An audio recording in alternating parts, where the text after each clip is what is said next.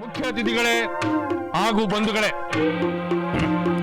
ಇತ್ತೀಚೆಗೆ ನಮ್ಮ ಊರಿನ ಸದಾಶಿವಯ್ಯನ ಮನೆಯಲ್ಲಿ ನಮ್ಮ ಊರಿನ ಪಡ್ಡೆ ಹುಡುಗರು ತಲೆ ಕೆಡಿಸುವಂತಹ ಒಂದು ಘಟನೆ ನಡೆದಿದೆ. ಸದಾಶಿವಯ್ಯನ ಶಿಷ್ಯ ಪ್ರಖ್ಯಾತ ಗಾಯಕ ಕಿರಣ ಅನ್ನೋನು ಮುಂದಿನದನ್ನ ತಮಟೆಯ ಮೂಲಕ ಪ್ರಚಾರ ಮಾಡಬೇಕು ಅಂತ ತಮ್ಮ ಕೇಳಬರ್ತೇನೆ.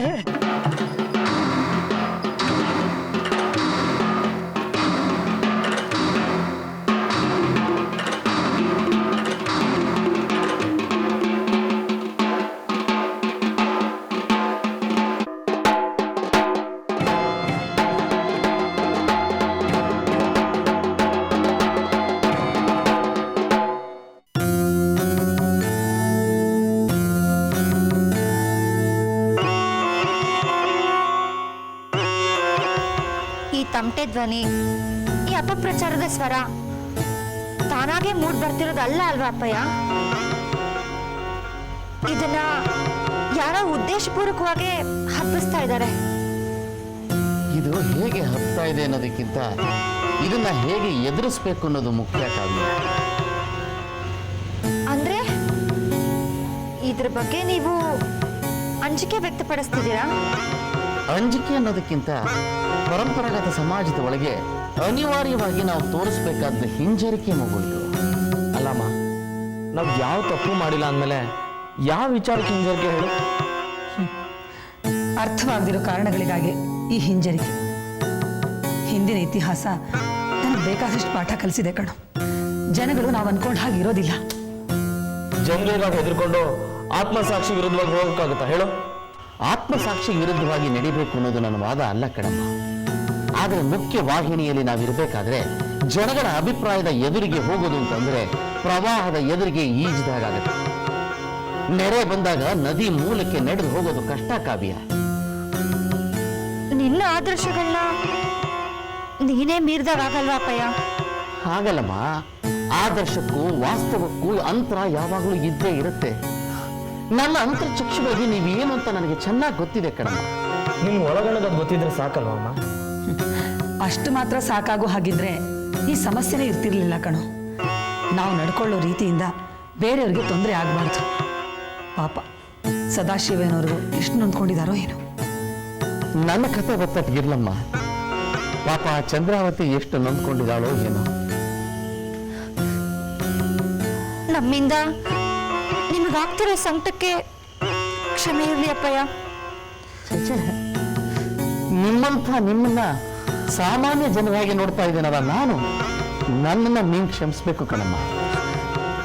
ಒಟ್ಟಾರೆ ಈ ಅಪಪ್ರಚಾರ ಅಪಾಯದ ಹಂತವನ್ನು ಮುಟ್ಟಿದೆ. ಈ ಹಂತದಲ್ಲಿ ನಾವು ಅಂದ್ರೆ ನೀವಿಬ್ರು ತುಂಬಾ ಜಾಗ್ರತೆಯಿಂದ ಇರ್ಬೇಕಮ್ಮ.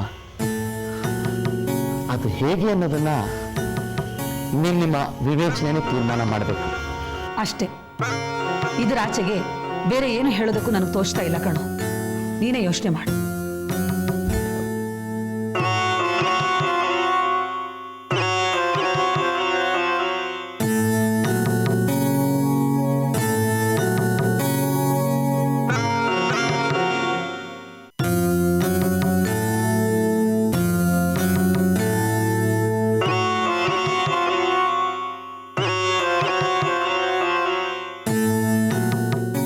ಕಾಲಕ್ಕಿಂತ ಮದ್ದಿಲ್ಲ ಅಂತಾರೆ.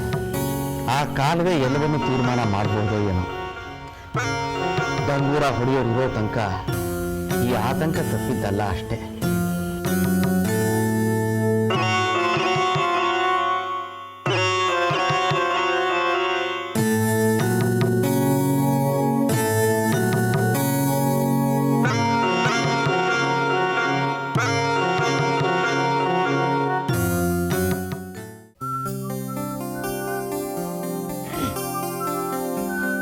ದಿವ್ಯಾ, ದಿವ್ಯಾ, ರೆಡಿ ಆಯ್ತಾ?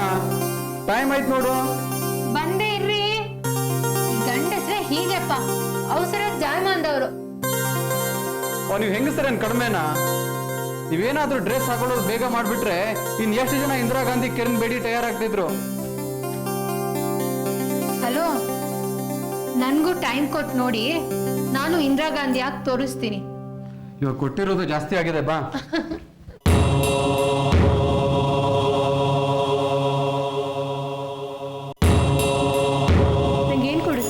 ನೀನೇನ್ ಕೇಳ್ತೀಯ ಅದನ್ನ ಕೊಡಿಸ್ತೇನೆ. ಹೌದಾ? ಶರತ್ ಎಲ್ಲಿಗೆ?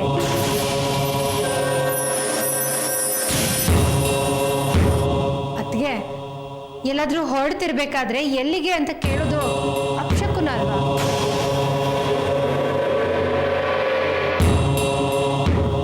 ಅದು ನಿಮ್ಮ ಹಳ್ಳಿಲಿ ಕಣಿ ಶಾಸ್ತ್ರ ಅಪಶಕುನ ಎಲ್ಲ.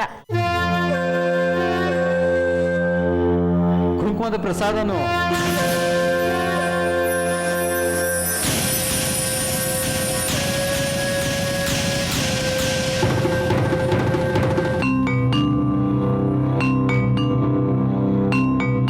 ದಿವ್ಯಾ ಬೆಂಗಳೂರು ನೋಡಿಲ್ವಂತೆ, ತೋರ್ಸ್ಕೊಂಡು ಬರ್ತೇನೆ. ಚೇಚೆ ಹೋಗಿ ಬನ್ನಿ, ಅದಕ್ಕೇನಿಲ್ಲ. ಆಯ್ತಕ್ಕ. ಆದ್ರೆ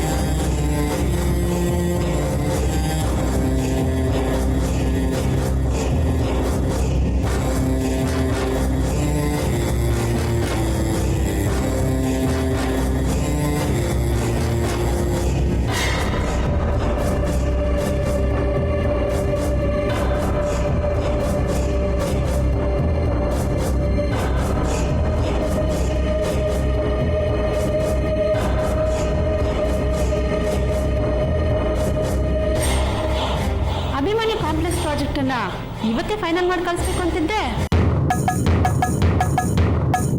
ಹೆಂಡತಿಗೋಸ್ಕರ ಬಿಸ್ನೆಸ್ ಮರೆಯೋದು ಜಾಣ್ತನ ಅಲ್ಲ. ಹೋಗಿ ಬರಲಿ ಬಿಡಮ್ಮ, ಕೆಲಸನ ನಾಳೆ ಮಾಡ್ಕೋತೇನೆ. ಇದು ಬೆಂಗಳೂರು, ಶಿವಪುರ ಅಲ್ಲಮ್ಮ. ಇಲ್ಲಿ ಕಾಂಪಿಟೇಷನ್ಸು ಜಾಸ್ತಿ. ನಾವು ಸ್ವಲ್ಪ ಏಮಾರಿದ್ರೂ ನಮ್ಮನ್ನು ಹಿಂದಕ್ಕೆ ತಳ್ಳಾಕಿ ಓವರ್ಟೇಕ್ ಮಾಡ್ಕೊಂಡು ಹೋಗ್ತಾರೆ.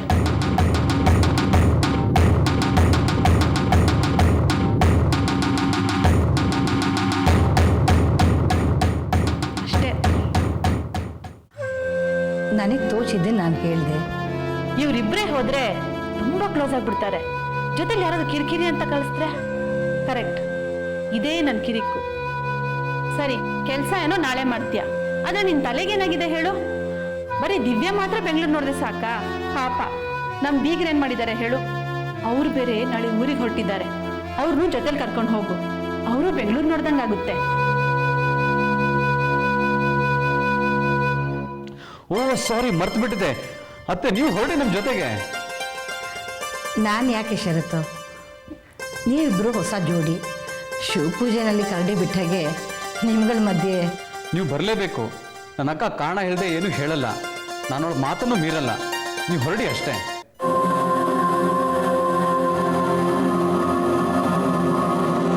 ಆಯ್ತಪ್ಪ, ಬರ್ತೀನಿ. ನಾಳೆ ನಾನು ಊರಿಗೆ ಹೊರಟಿದ್ದೀನಿ, ಅದನ್ನು ಮಾತ್ರ ಮುಂದೂಡಬೇಡಿ.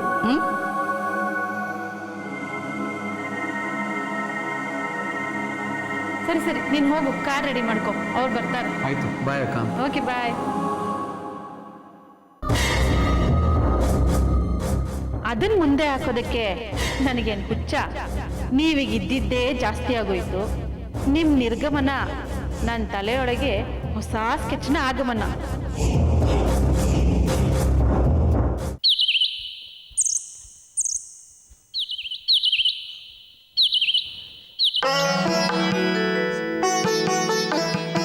ಸ್ವಾಮಿ ಸದಾಶಿವಯ್ಯರೇ, ಕಾವ್ಯ ಅಂದ್ರೆ ನಿಮ್ಮ ಮಗಳಲ್ವಾ?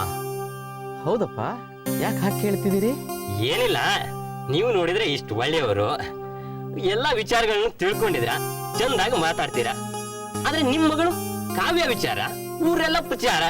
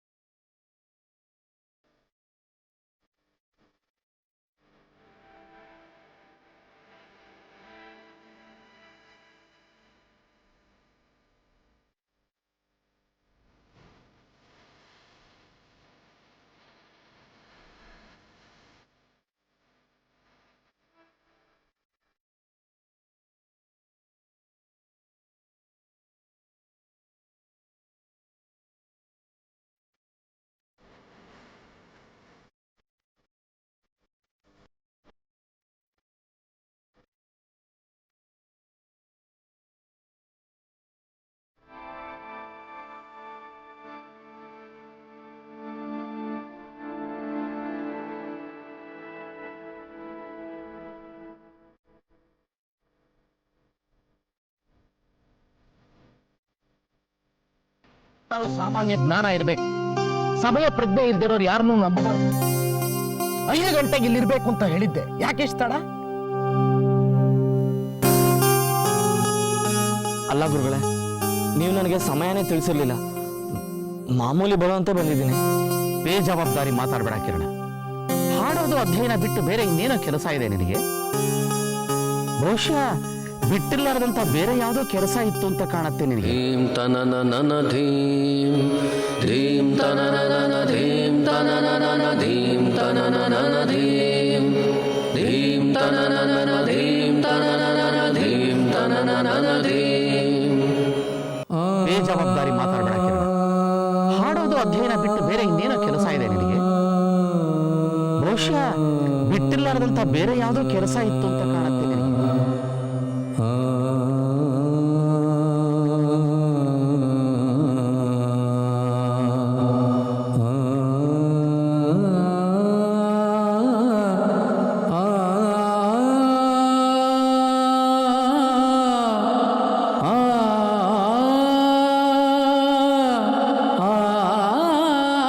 ಹಾಗಾಗಿ ತಡ.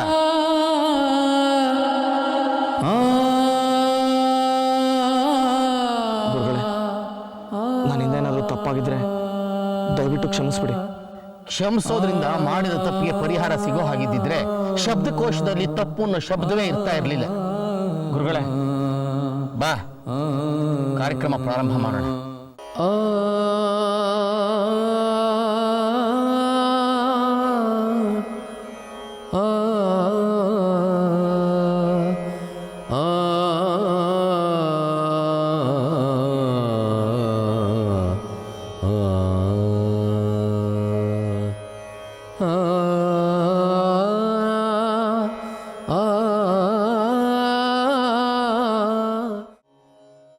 ವೇದ ಉಪನಿಷತ್ತುಗಳ ಸಾರವನ್ನ ಸಾಮಾನ್ಯ ಜನರಿಗೆ ಅರ್ಥವಾಗುವ ಹಾಗೆ ಸರಳ ಪದಗಳಲ್ಲಿ ಅಣ್ಣ ಬಸವಣ್ಣವರು ನಮಗೆ ನೀಡಿದ್ದಾರೆ. ಈಗ ಇದೇ ವಚನದ ಸಾರವನ್ನು ತೆಗೆದುಕೊಳ್ಳೋಣ. ಕೋಟಿ ಕೋಟಿ ಜೀವರಾಶಿಗಳನ್ನು ಈ ಬ್ರಹ್ಮಾಂಡದಲ್ಲಿ ಸೃಷ್ಟಿ ಮಾಡಿರುವ ಭಗವಂತ ಬೇರೆ ಯಾವ ಜೀವರಾಶಿಗೂ ಇಲ್ಲದೆ ಇರುವಂತಹ ಒಂದು ವಿಶೇಷತೆಯನ್ನು ನಮಗೆ ಕೊಟ್ಟಿದ್ದಾನೆ.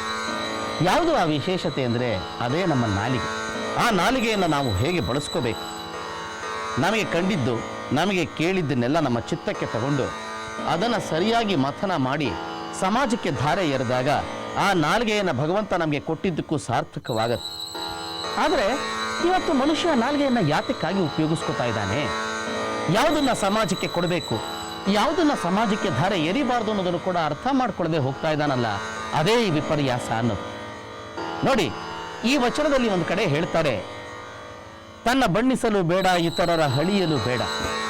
ಅಂದ್ರೆ ನಿನ್ನನ್ನು ನೀನು ಹೊಗಳ್ಕೊಳ್ಳೋಕ್ಕೋಸ್ಕರವಾಗಿ ನಿನ್ನ ನಾಲಿಗೆಯನ್ನು ಉಪಯೋಗಿಸ್ಕೋಬೇಡಪ್ಪ.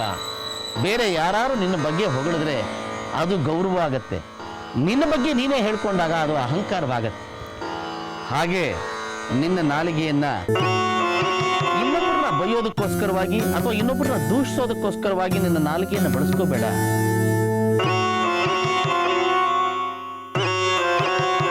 ಮತ್ತೊಬ್ಬರ ಬಗ್ಗೆ ಕೀಳಾಗಿ ಕೆಟ್ಟದಾಗಿ ಮಾತಾಡೋದಕ್ಕೋಸ್ಕರವಾಗಿ ನಿನ್ನ ನಾಲಿಗೆಯನ್ನು ಉಪಯೋಗಿಸ್ಬೇಡ ಅಂತಾರೆ ಅಣ್ಣ ಬಸವಣ್ಣನವರು ಈ ವಚನದ ಮೂಲಕ. ಇದೇ ಈ ವಚನದ ಸಾರ.